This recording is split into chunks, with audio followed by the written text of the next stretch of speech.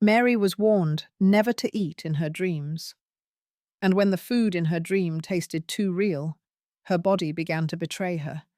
Each bite brought with it a shadow, a presence that wouldn't let go. Now, years after a broken relationship, Mary faces a chilling truth. Some bonds aren't just emotional, they're spiritual. And one may be cursing her womb. Please pay attention and be careful not to eat in your dreams, because what she finds at the end of this story is a warning for us all. Sit back, pay attention, and receive this message. Mary sat on the edge of her bed in their modest apartment in Ibadan, her eyes fixed on the ceiling. The dim light from the bulb flickered slightly as she sighed deeply. Her husband, Kunle, walked in, puzzled.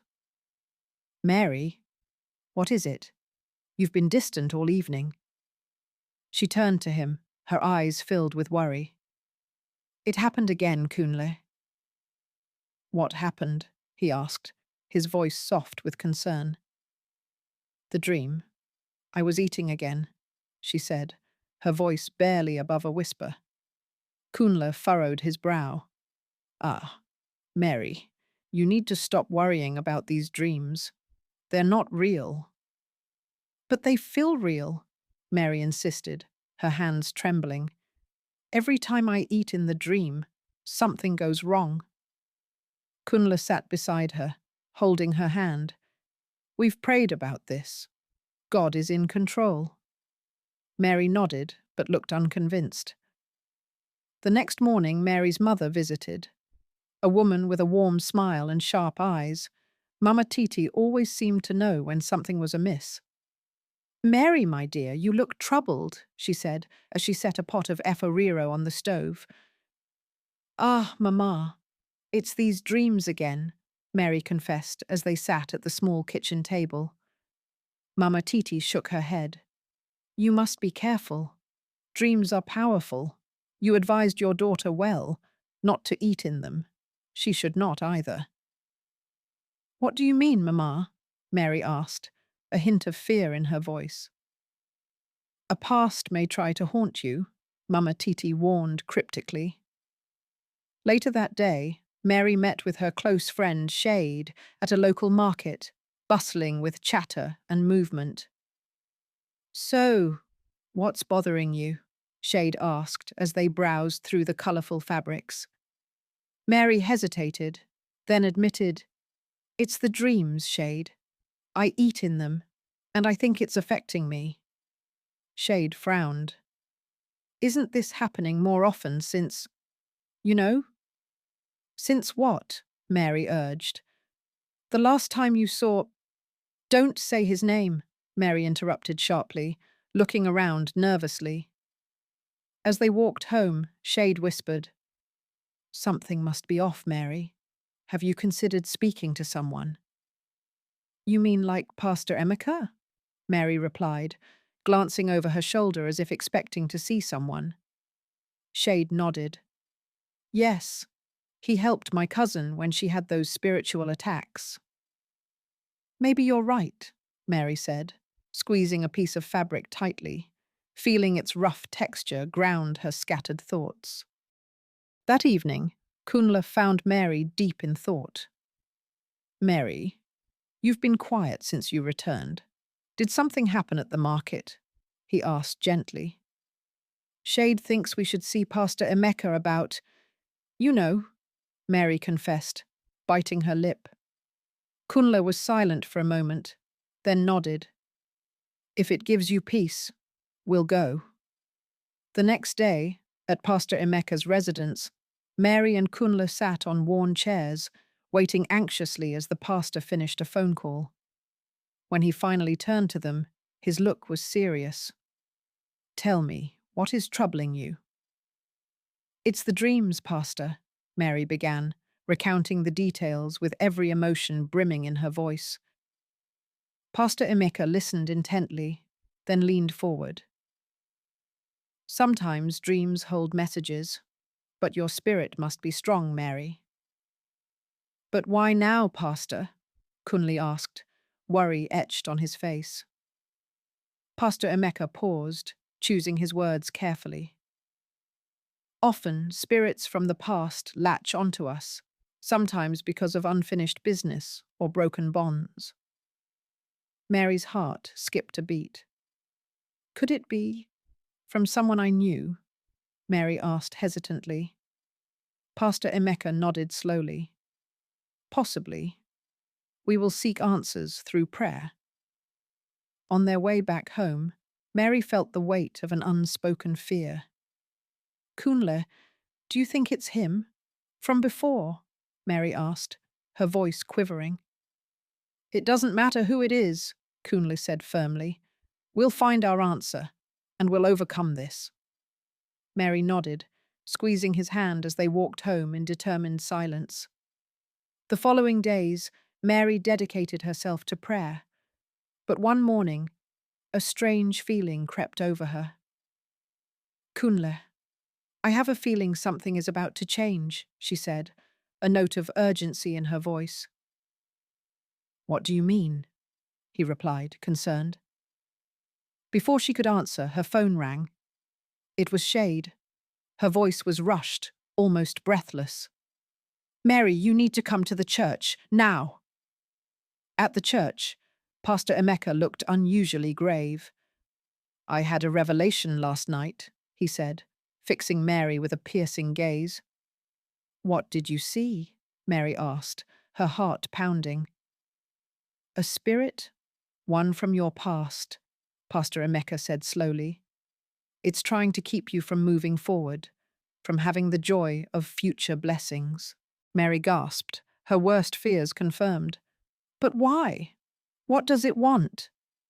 It seeks to bind you, but this can be broken with faith and truth, Pastor Emeka assured. Kunle held Mary's hand tightly. We're ready, Pastor. Pastor Emeka nodded.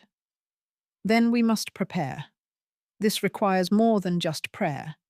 It requires understanding the depth of this connection. Mary looked nervous, but nodded. I'll do anything. As they stepped into the main hall to begin, a strange calmness settled over her, as if finally facing this shadow from her past gave her power. As the service began, Pastor Emeka spoke. We're not just battling for Mary's peace. There's a future tied to these dreams, a blessing that must be claimed. Mary closed her eyes, feeling Kunle's supportive squeeze. The prayers grew intense, the atmosphere thick with energy. Mary could feel a stir within her, something breaking, something freeing. Then Pastor Emeka, with eyes closed, whispered something that made Mary freeze. You once knew love, Mary, he said softly, and someone had vowed you'd never share it. Mary's eyes flew open. What? That can't be. Kunle looked at her, confused. Pastor Emeka continued. The spirit seeks to fulfill a vow. We must undo it, break every agreement made, spoken or unspoken. Mary's mind raced. A vow? With whom? But before she could speak, a sudden chill filled the room. Everyone felt it, and all eyes turned to Mary. The battle had just begun, and the first truth had only sparked the real fight lurking in her dreams. Later that night, Mary sat at her kitchen table, staring at the well-worn Bible in front of her. The house was quiet, except for the soft buzz of the ceiling fan. Mary, you've barely touched your food, Kunle remarked as he stepped out of the bedroom, concern evident in his eyes. Mary sighed. It's hard to eat with this heaviness in my heart, Kunle. He pulled a chair next to her. We'll meet Pastor Emeka tonight. He will help us uncover the truth. Mary nodded slowly. Despite her uncertainty, she felt a flicker of hope. At the church, the evening air was thick with anticipation. Pastor Emeka had assembled a small prayer group for Mary. Mary, he began gently. This spirit is bound by the past, but it can be untangled. Kunle interjected. What is it that we need to do, Pastor? Pastor Emeka touched his forehead, deep in thought. There is a connection, a promise that Mary might have unknowingly been part of. Mary's eyes widened. A promise? I've made no such vow. Mary squeezed her eyes shut, a tear slipping down her cheek. Memories of a distant love crept back unknowingly. A voice she thought she'd forgotten echoed in her mind. It was after university, she whispered, voice faltering. Io, he was heartbroken when I left. Kunle turned to her, shocked. You didn't tell me about Io. I didn't think it mattered, Kunle, Mary replied, sadness in her voice. Pastor Emeka nodded knowingly. Emotional bonds, even those we unconsciously make, can hold spiritual weight. But Pastor, Mary's voice cracked, how does this stop me from being pregnant? Spirits latch onto dreams to express grievances, he answered slowly. You must break these ties. Kunle, feeling Mary's anguish, asked, how do we do that? Pastor Emeka signaled to start a prayer. Tonight, we will sever these unseen cords with faith and spoken words. Mary took a courageous breath, feeling the reality settle in. The prayers were powerful, full of spirit and unity. Voices rose, calling out for release and peace. Pastor Emeka's voice boomed above the rest. We renounce any vows, any past connections. We free Mary from the clutch of shadows. Mary's shoulders shook with emotions she couldn't name as peace began to wash over her. Kunle's voice echoed with resolve beside her. We claim freedom for our family. As the prayers ceased, silence enveloped them. Mary felt a burden lift, though uncertainty still lingered. Is it truly over? Mary asked, looking between Kunle and Pastor Emeka. It is for now, Pastor Emeka assured, but continue with faith and prayer. Kunle squeezed Mary's hand tightly, feeling her tension ease into gratitude. Weeks passed with a calmness that seemed foreign at first. Mary's dreams had not returned, and the shadows that once loomed dissipated like smoke. Yet the couple missed one crucial appointment. Their visit to the doctor, as recommended by a friend, was long overdue. Kunle, Mary said one morning, a mix of excitement and caution in her voice. I think we should visit Dr. Akin. You feel ready? Kunle asked, sensing a new hope in her tone. Yes, she nodded. I think we're finally ready for answers. At Dr. Akin's office, the air felt thick with the weight of possibilities. Mary fidgeted nervously in her seat. Relax, Kunle whispered, a soft smile on his face. Whatever it is, we're in it together. Dr. Akin, a gentleman with a kindly demeanour, entered with a warm greeting. Ah, Mary and Kunle. Let's see what we can do to help. Mary gripped Kunle's hand, feeling the hope surge. After a series of evaluations, Dr. Akin spoke with care. Mary, it seems there was a small issue, but it's easily treatable. Relief washed over Mary, tears forming. So, we can try for a family? Absolutely, Baptiste, Dr. Akin affirmed. With some minor adjustments, you are good to go. Kunle laughed, hugging Mary close, whispering, See, all in time. As they left the clinic, Mary's joy and dreams for the future felt tangible. Her heart was light, filled with gratitude. Later at home, Kunle lifted a glass. To new beginnings and our family's future. Mary smiled, feeling truly at peace. And to leaving the past behind. A few months later, Mary was sitting on the veranda during a gentle evening, watching the world transition from day to night. Kunle joined her, and they shared comfortable silence until Mary spoke. "I've been feeling different." Kunle raised a brow, concern edging his voice. "Different how?"